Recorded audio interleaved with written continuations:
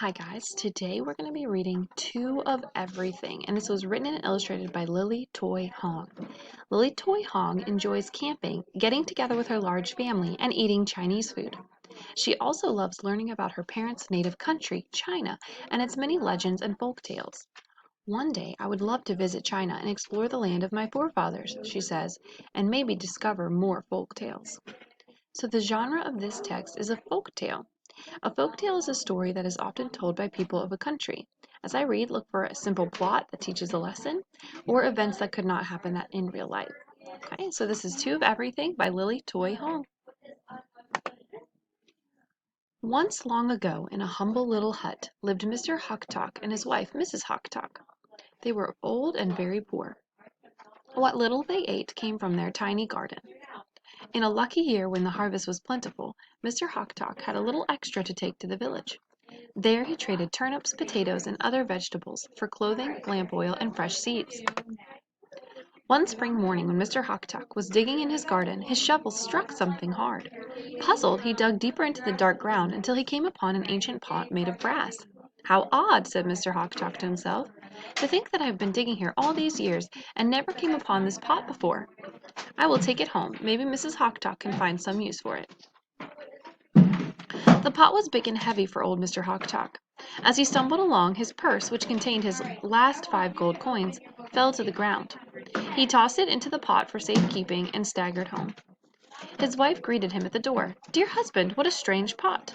Mr. Hawktalk explained how he found the pot. "I wonder what we can do with it," said Mrs. Hawktalk. "It looks too large to cook in and too small to bathe in."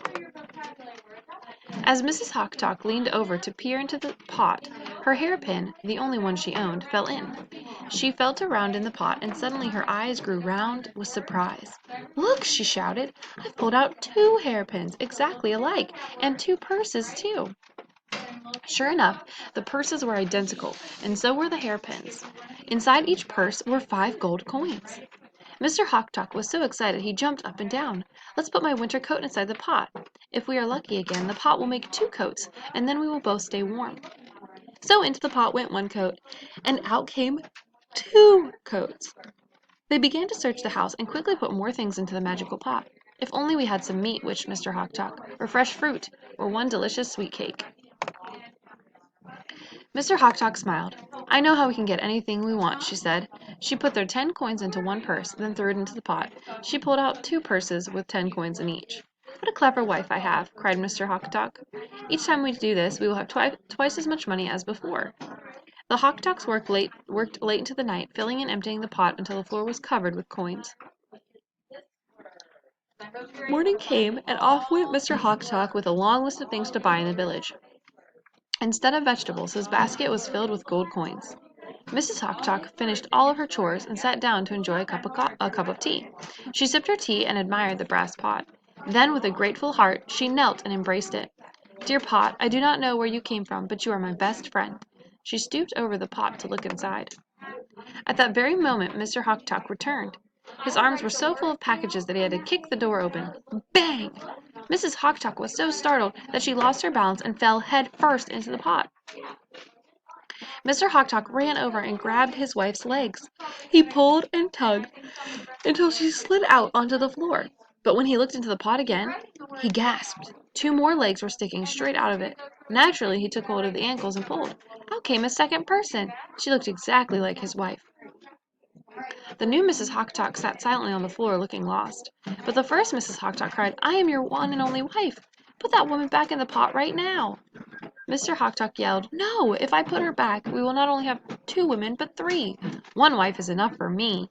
He backed away from his angry wife and tripped and fell head first into the pot himself. Both Mrs. Hawktalks rushed to rescue him. Each grasped an ankle, and together they pulled him out. There were 2 more legs in the pot, so they pulled out the other Mr. Hawktalk too. "Just what use does one Mr. Hawktalk have for another?" Mr. Hawktalk cried angrily. "This pot is not as wonderful as we thought it to be. Now even our troubles are beginning to double." But his wife had been thinking while he was yelling. "Calm down," she said. "It is good that the other Mrs. Hawktalk has her own Mr. Hawktalk. Perhaps we will become best of friends. After all, we are so alike." He will be a brother to you, and she a sister to me. With our pot we can make two of everything, so there will be plenty to go around." And that is what they did. The Hoktoks built two fine new homes. Each house had identical teapots, rice bowls, silk embroideries, and bamboo furniture. From the outside, the houses looked exactly alike, but there was one difference. Hidden in one house was a big brass pot. Of course, the Hoktoks were always very careful not to fall into it again. The new Hoktoks and the old Hoktoks did become good friends. The neighbors thought that the Hoktoks had grown so rich that they decided to have two of everything, even themselves.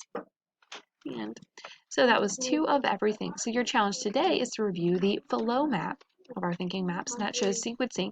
And you're just going to create a flow map of the events that happen in this story. So the events need to go in order, right? Because they need to tell the events. They need to show the events in order in the flow map. All right, so that was two of everything.